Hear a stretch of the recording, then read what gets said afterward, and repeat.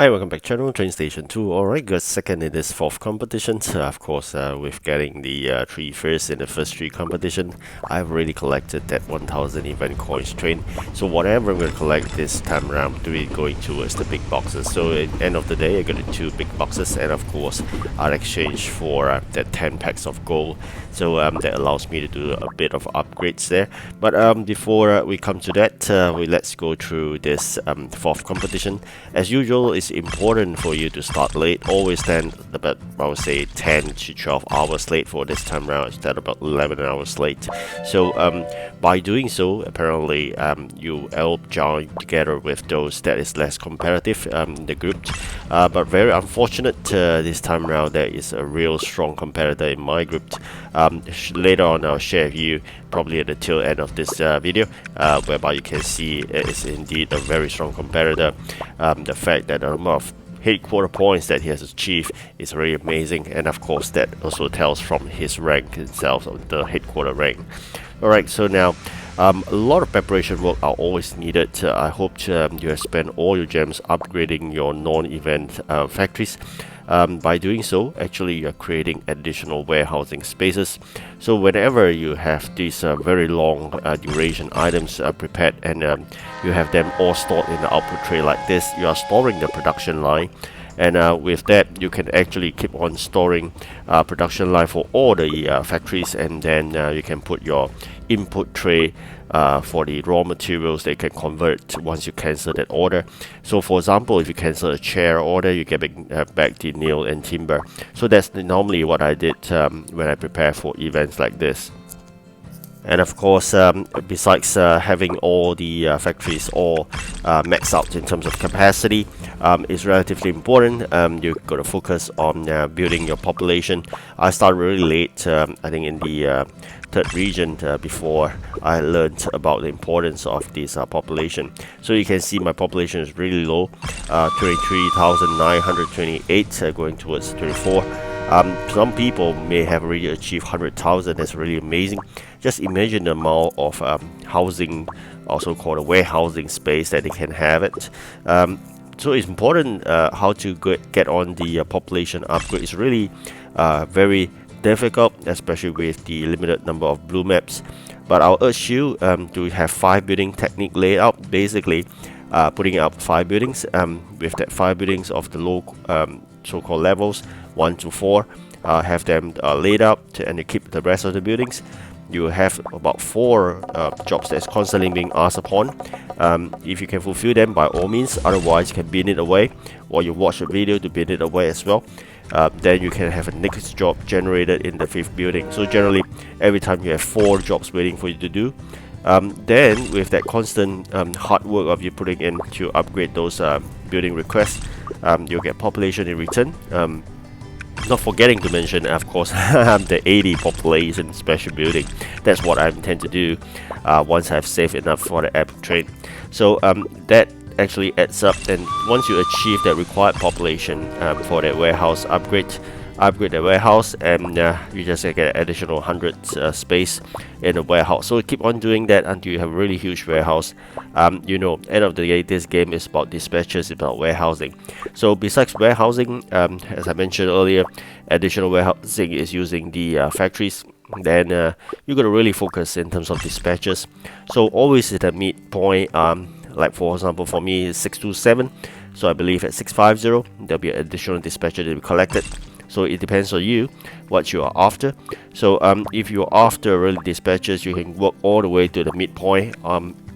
Then you put a stop to it, and then eventually you just have to go slow after that, because you will keep on collecting those trains, and of course through the events, legendaries, 2 legendaries and 1 epic every single event. So you build a huge fleet. Not forgetting, you could collect parts as well from the events if possible.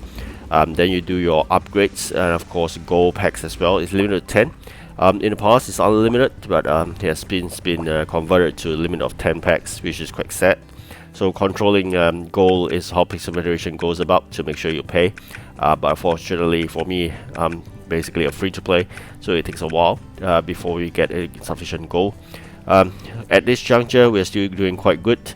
But of course, after that, they're going to show you that really strong competitor that came out of nowhere. So we still have 600 space. Sometimes it's relatively important. You got to know what is required, and of course what you have in extra. Alright, so you can see here this precedent there with company value of 507, transport giant tree. That's how sad it is. It comes out of nowhere. This Google kid apparently just grabbed the top spot, and it's almost impossible to fight back. I believe a good number of gems is being spent, but of course that's for pay to win. There's no way you can win a pay to win. If you chance upon a pay to win a gemmer, I think it's fine. Take it that they are paying for the game and you're playing it free, so perfectly fine with that. That's good, the fact that we recorded our train. Otherwise it's quite sad, especially we're hoping for the first spot to win and get sufficient coins. But again, having second, not too bad. There's 100 difference, so generally I'm just missing out one big box. Alright, so preparation work is always important. Make sure you prepare 3 completed jobs do not complete on the start of competition, so there's an EP head start, and of course lots of copper is required. Event items always have that stored in the factory. No, pardon me, it's warehouse. Alright, so non-event items stored in the factory, but event items stored in the warehouse. So a lot of items are being done. You can bin away jobs once you hit post 100%. Alright, so now last one, last container. That's the last reward you can get from this event. Alright, so we got another epic train here. Okay, so that's preparation work time. Very quickly to share you the ranks itself. So you can see here, okay, that's the amount you can get, and I think we can't go beyond that. That's fixated. We are getting second and probably getting fourth or third in the union ranking itself, and I think the rest we're just gonna work hard to make sure that we come EP head start, and that's about it. Alright, so nothing more I can do at this juncture. Left with less than an hour. I just do whatever I can, and then eventually wait for the coins to come in. We're gonna go for the big box, and of course that coin packs that we talk about, the gold pack. Alright, so now we got second, very near, of course. Third spot is quite risky here. Lucky we managed to get good number there, and of course we claim this fourth spot, 105. Union gonna save up, and then with 300 we're going for 2 of the big boxes. Right, 979 rare parts. That's perfect. Alright, let's go for another one. Hopefully get something good. Oh, unfortunately no. Alright, I'm gonna spend the rest into the goal, so we can upgrade a train or 2. Alright, that's 90,000. I'm gonna spend it all at one shot. It's not a lot actually. Probably gonna select one of the common trains since we've got a lot of common parts to go. Okay, so this is one and only rare train you can upgrade. The rest is going into the common part train. Alright, so common train, I'm gonna choose a electric. Alright, almost there. Unfortunately, we are run dry of funds again. 90,000 is gone, and of course union points is next thing to save up as well.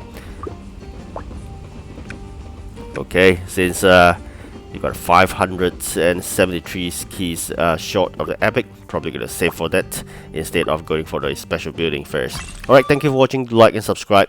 Take care.